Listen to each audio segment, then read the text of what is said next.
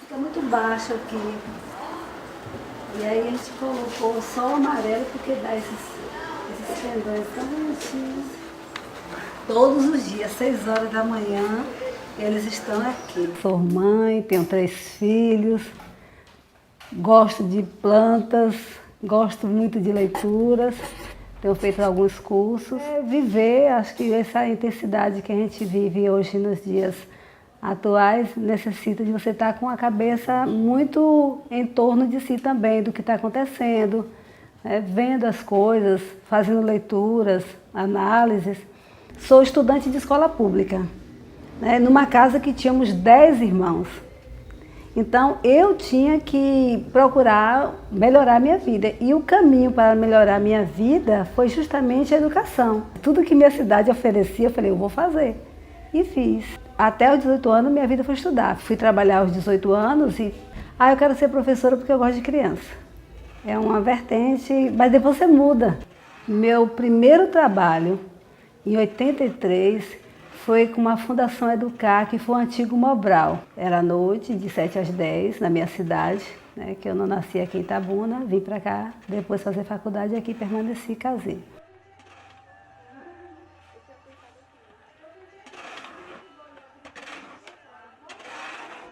Levanto 7 horas da manhã, não consigo passar desse horário. 7 horas da manhã eu estou em pé, já meto a mão na obra, tomo um café, meto a mão na obra, eu tenho de fazer e vou fazendo aí. Meio-dia paro, almoço e volto a trabalhar. Aí umas 6 horas da tarde eu vou tomar meu banho, descansar para 7 horas ir para a escola. Quando não tem colégio, igreja. Eu sou evangélico, você sabe disso, gosto de ler a Bíblia também. Porque é o manual do ser humano, né? É a Bíblia. Sem ela nós não temos como se conduzir. Em primeiro lugar, acima de tudo, Deus, né? Depois minha filha. Quero fazer de tudo, se eu puder fazer por ela, eu vou fazer. Nas formas legais. Ela falou que ia ser veterinária e o que eu puder fazer para formar ela, eu vou fazer. Os meus planos já estavam tudo apagado, né? Para mim não existia mais planos, devido ao caminho que eu tracei, né?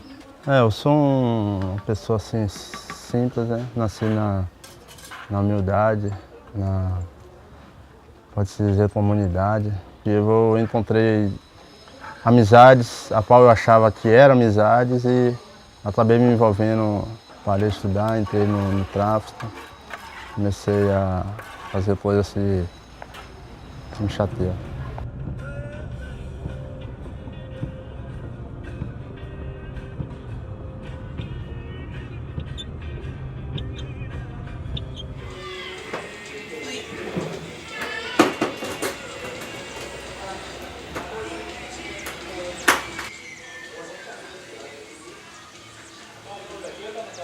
Gosto de me arrumar, também não gosto de repetir roupa, gosto de roupas curtas, tenho vaidade, tenho 42 anos, mas ainda tô bebê. A minha filha tem 17 anos, ela me chama de anciã. Eu falo pra ela, eu quero pedir a Deus que você chegue à minha idade. E no dia a dia, assim, eu gosto principalmente, na minha casa tem que estar limpa, o meu quarto e meu banheiro. É isso. Mas quando eu peguei a minha autonomia mesmo dentro de casa como mulher, eu decidi fazer minhas coisas, trabalhar fora e voltei a estudar recentemente, há 2 anos. Eu trabalho na área da construção civil, eu trabalho como pedreira, faço acabamento de piso cerâmico, umidação, trabalho um pouco na parte elétrica e hidráulica. Eu vim do interior, assim, eu sou de Itapitanga. Fiz magistério, não tinha muita opção. Depois eu vim morar aqui em Itabuna, vai fazer 20 anos que eu moro aqui. E fiz cursinho aqui em Itabuna e resolvi fazer letras. Porque era que eu acreditava que estava dentro das minhas possibilidades na época.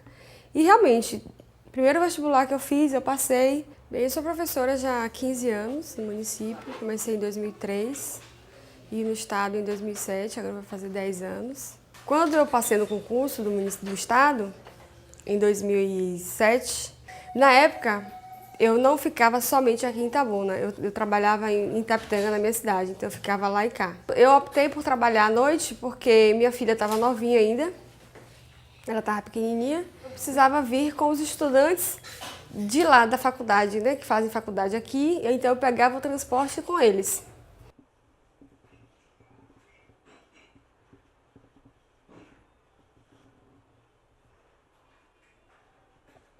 terminei a faculdade. Estou terminando o curso de Direito.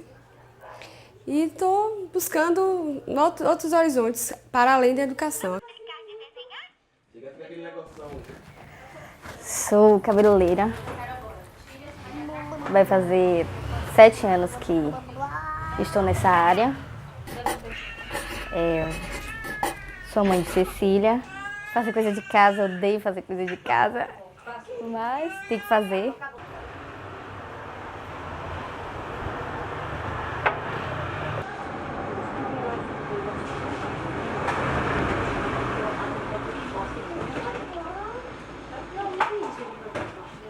O que eu gosto de fazer é o meu trabalho mesmo. Gosto muito. Eu comecei a trabalhar muito cedo, com 15 anos. E aí foi isso. Casei e foi isso. Meu nome é Jefferson Alves de Souza, tenho 29 anos. Estudo à noite no Félix Mendonça. Tenho uma deficiência física.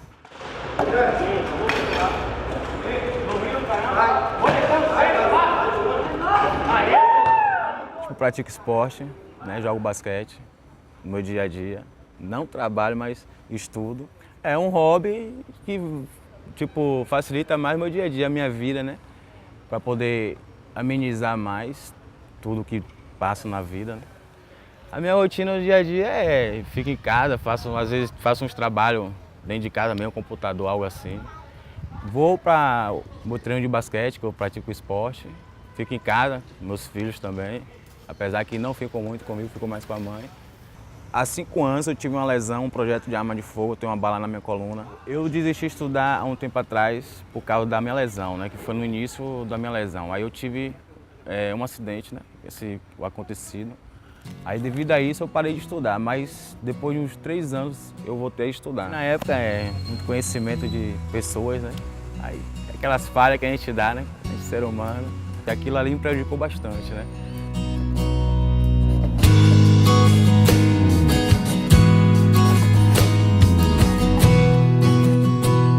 Voltei na minha necessidade de completar o meu estudo para poder futuramente cursar uma faculdade e trabalhar, né?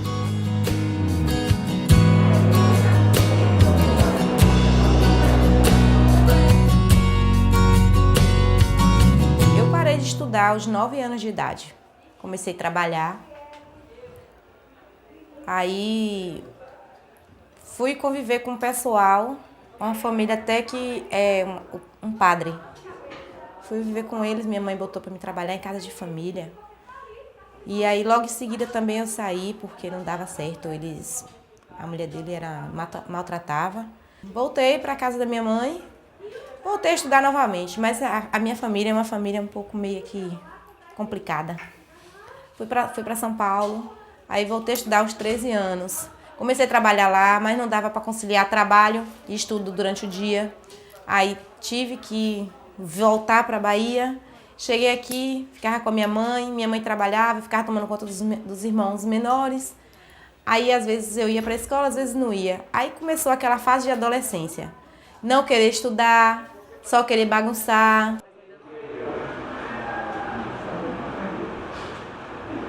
Decidi voltar depois de 15 anos, voltar a estudar. 15 anos sem estudar. Eu tenho um cunhado que tem 63 anos e ele voltou para a faculdade e eu me espelhei nele.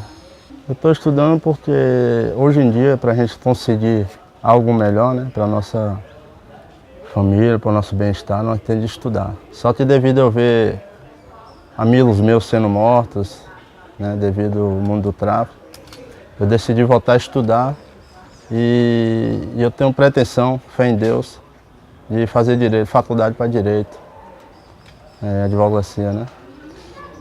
Nunca é tarde demais, eu vou chegar lá se Deus permitir. Nós temos de se profissionalizar em alguma área, porque esse trabalho braçal hoje em dia está muito difícil você levantar alguma coisa para construir, né?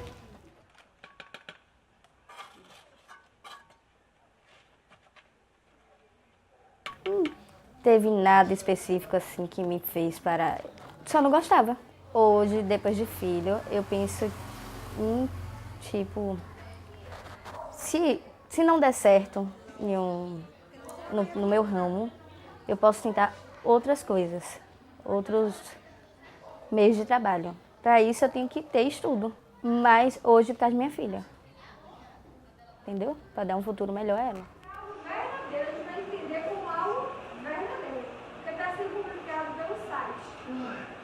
Lá no colégio mesmo onde eu estudo tem senhoras, muitas senhoras. Tem uma mesmo que estudou comigo ano passado, que ela tem 53 anos, ela tem 30 anos que deixou de estudar.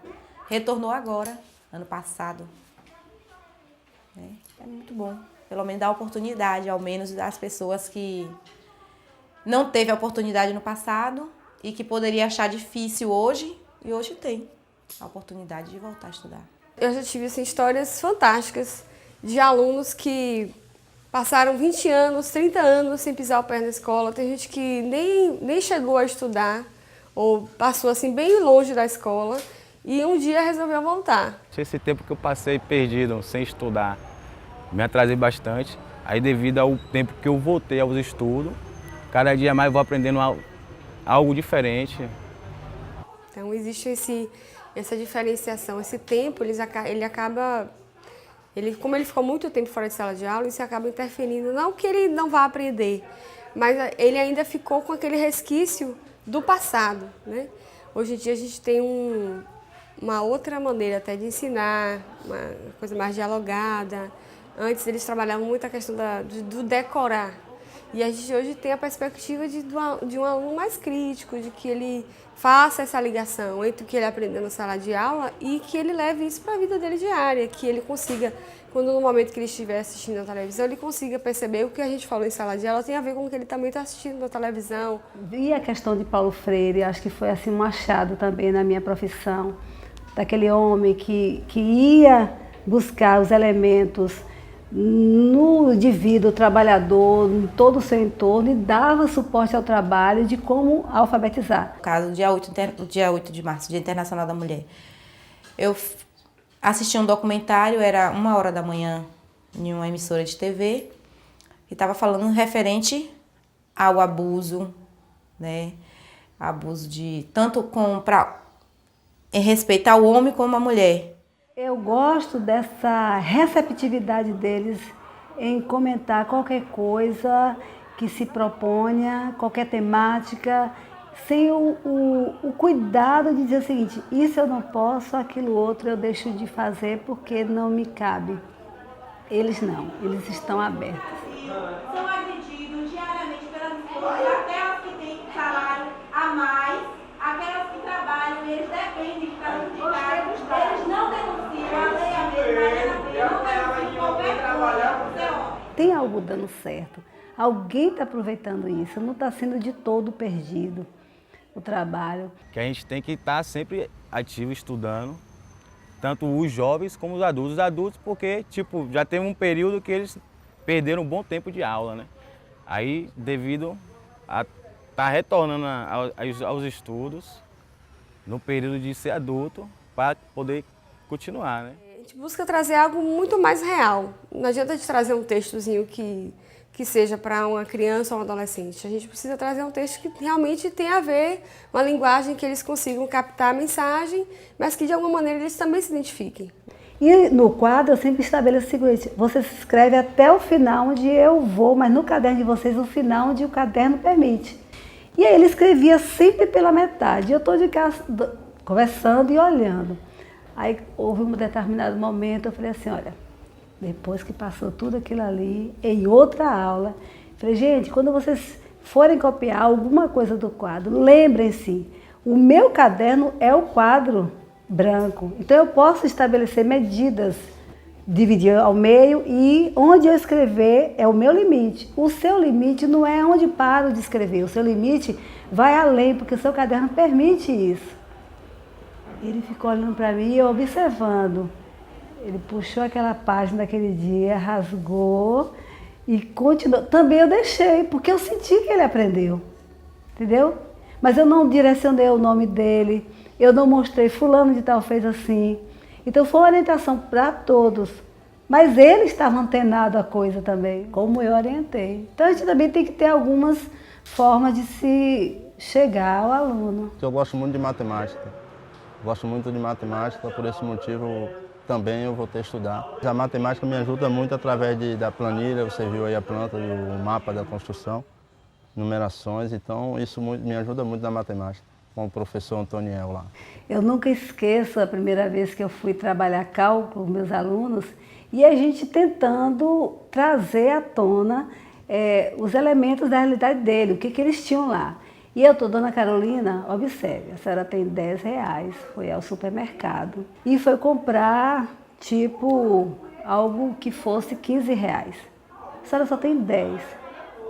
Vamos ver quanto falta para completar esse dinheiro para a senhora comprar esse objeto. E ela parava, olhava para mim, conta nos dedos. Eu, né, vamos, conte nos dedos. Ela ficava.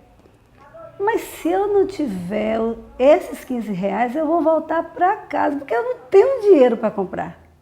A cabecinha dela estava muito realmente na realidade, não fazia uma transposição disso. Boa parte dos alunos da EJA é formada por jovens, mais jovens, do que por jovens e adultos, né? Como eu já tive pessoas mais maduras, turmas assim com muitos alunos mais maduros. Não tinha estudo, então eu falava muito errado, escrevia muitas letras erradas. Então, através do estudo também de português, né, língua portuguesa, eu estou aprendendo a consertar a minha escritura, né? Protestaram em vários países da Europa e nos Estados Unidos. As jornadas de trabalho de aproximadamente 15 horas diárias. A gente tem assim muito essa proximidade dessa maneira, né? Porque às vezes tem alunos que estão passando por uma situação, tá se separando do marido e isso acaba interferindo na sala de aula. Às vezes tem que ir embora, às vezes assim, há alunos que precisam sair urgente da escola por questões de violência também, né? Tanto violência doméstica como violência por conta da droga, a família está afetada e aí vai à escola, a gente tem que conversar, a gente tem que dar uma ajeitada, porque ele também não pode perder, às vezes acontece já no final do ano, ele também não pode perder. Em primeiro lugar, é a felicidade que eles têm de eu ter saído de onde eu estava, né? Na caminhada que eu estava errada, e isso entristecia muito a minha família. Então, por esse motivo de eu ter saído e voltado para o caminho certo, o caminho correto, eu acho que sim, traz felicidade para a família. Eu acho que é importante, até para essa formação mesmo que a gente espera que a educação crie sujeitos críticos, capazes de pensar, de decidir por conta própria. Pense numa pessoa que viveu a vida inteira tendo naquele ambiente que as pessoas tinham pouco conhecimento, de repente ela vai estar com professores que têm uma outra visão de mundo, que mostram uma outra realidade para ela.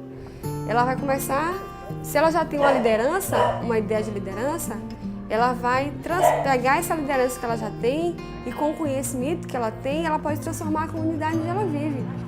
É tanto que na sala, ano retrasado, quando eu voltei a estudar, eles têm lá um líder na sala. Aí teve a seleção, me escolheram para ser líder. Ano passado já não teve a seleção e eles me colocaram como líder por escolha própria. Esse ano já me chamam de líder, também não teve. Entendeu? Eles buscam ficar sempre no meu grupo, quando tem alguma atividade na sala de aula para fazer em grupo, alguma coisa assim. Isso, o Jefferson mesmo fala logo, eu quero ficar com a Adriana, não sei o quê. Aí, assim, eles veem que gostam de ficar ao meu lado lá na sala de aula, porque eu procuro fazer as atividades em dias, procuro fazer as pesquisas. Depois que a gente já pega uma afinidade do dia a dia, da noite que a gente está ali, passa, a gente pega uma afinidade, a gente se conhece mais. Então tudo facilita, são ótimos colegas. Também tem um amigo sempre que, tipo, tá no meu dia a dia comigo, que eu vou pra escola, sou cadeirante, ele sempre tá me dando a força, porra na cadeira. Se eu tenho um obstáculo pra estar, ele tá comigo, então ele sempre vai e volta sempre comigo, né? Pô, eu tive uma história logo no começo que eu tava estudando no Félix, né?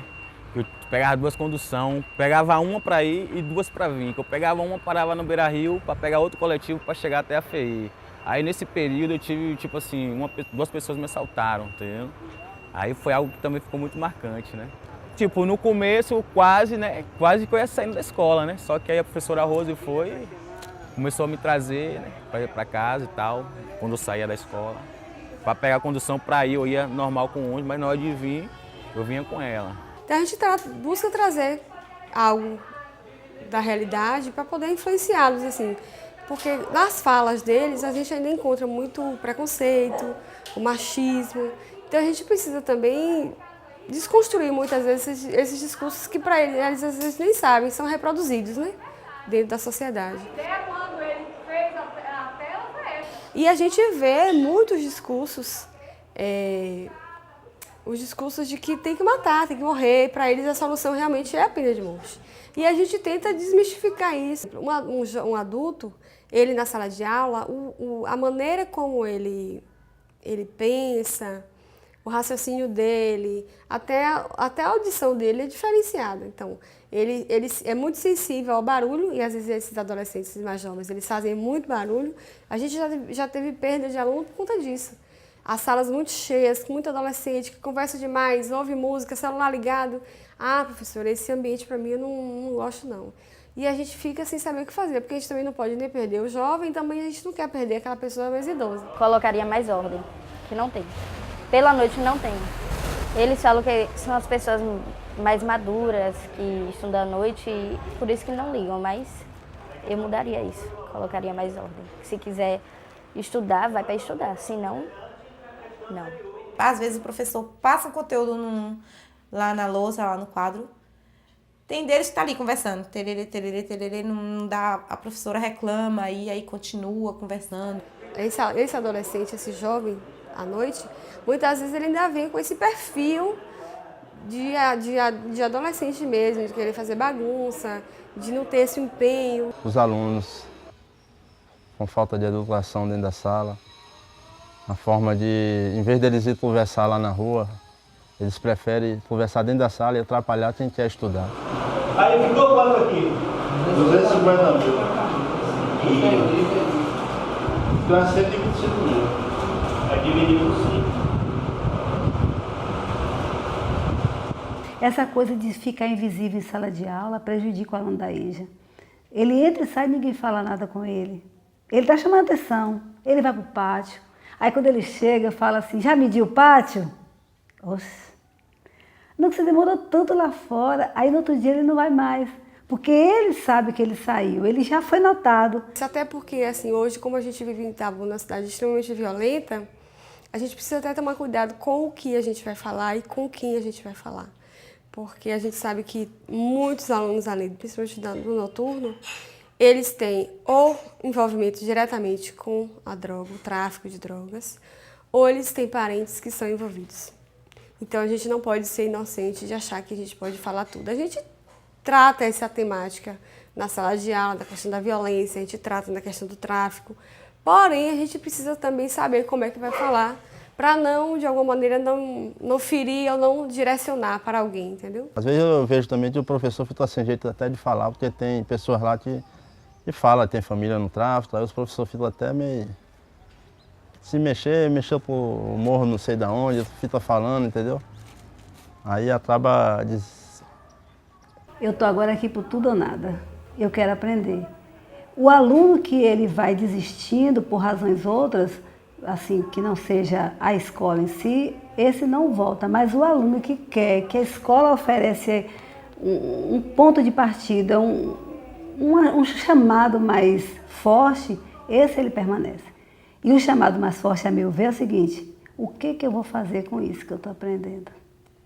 Eu vou fazer o que com isso? Para que eu vou conhecer a história do mundo?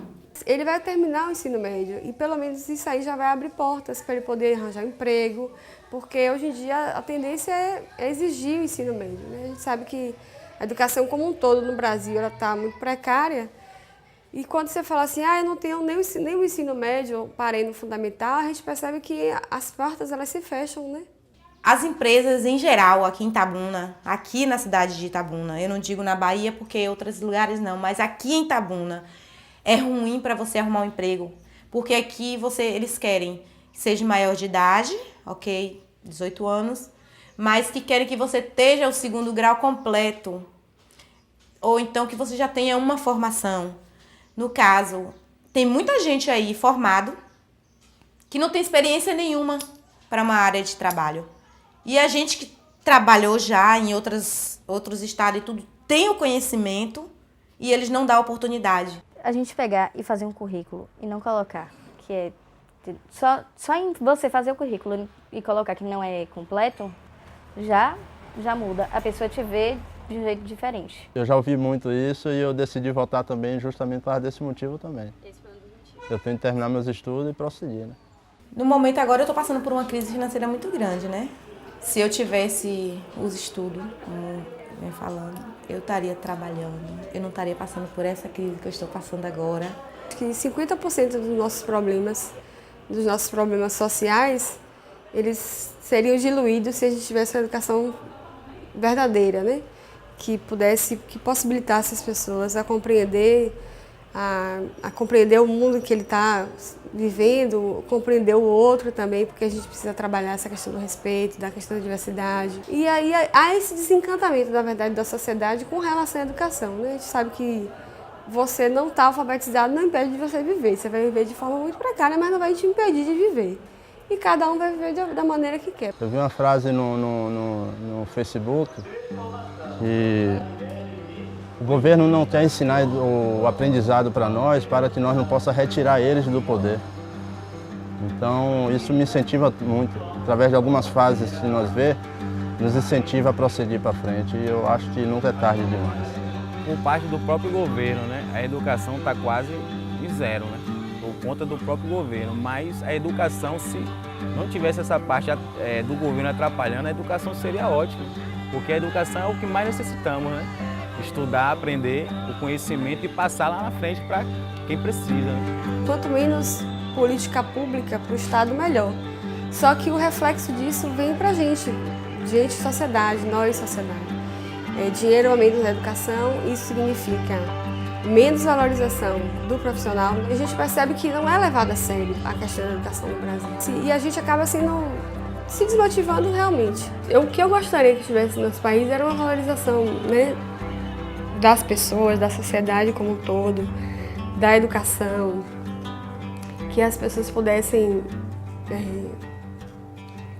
acordar de manhã e se sentirem motivadas a buscar o melhor. Que a Bíblia me orienta a não olhar para o lado, mas para frente. O historiador, ele abre os olhos de ver das pessoas. Que às vezes você olha e vê as coisas tão familiar que você não dá importância a fazer leitura da realidade. Mas quando você olha, que você busca o diferente, o exótico, o que você viu todo dia como a mesma coisa, fala assim, não, mas tem algo estranho nessa coisa aí, deixa eu perceber, deixa eu mudar meu olhar, minha perspectiva. O ponto de vista que eu tinha antes não era esse, agora está assim diferente. Porque para a gente acertar, nós temos de errar. E eu não me arrependo de nada que eu fiz no passado. Se fosse de fazer, eu fazia tudo novamente, porque eu adquiri experiência também através dos meus erros. Você professa um conhecimento porque você acredita que esse conhecimento vai transformar a vida de alguém, assim como transformou minha vida, né? A educação é tudo. O ensino, o aprendizado é tudo.